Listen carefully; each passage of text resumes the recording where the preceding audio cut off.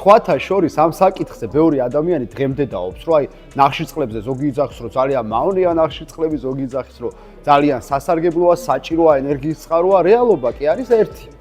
ნახშირწყლები არსებობს როგორც მავნე, ასევე ძალიან ჯანსაღი და სასარგებლო. ნახე, ორნაირი ნახშირწყალი არსებობს, მარტივი ნახშირწყალი და რთული ნახშირწყალი. პირდაპირ სიტყვა გეუნება, ნახე, მარტივია ნახშირწყალი, რომელსაც ჭამ, მარტივი დასაშლელია ორგანიზმისთვის, მარტივად იშლება, ძალიან ცოტა ელემენტ შეიცავს და უცებ მარტივად აგდებს სისხლში შაქრის დონეს ზევით და მარტივადვე ბევრ ინსულინს გამოიმუშავებს, რომ მე ეს ყველაფერი დარეგულირდეს და ამ ინსულინის ეს ზედმეტი შაქარი გადააქვს ყოველთვის ცხიმში და რთულია ნახშირწყალი, რომელიც ბევრი ელემენტისგან შედგება, რთული დასაშლელია, ორგანიზმს უჭირს მისი დაშლა, ნელ-ნელა შლის და ნელ-ნელა გაწვდის ენერგიას.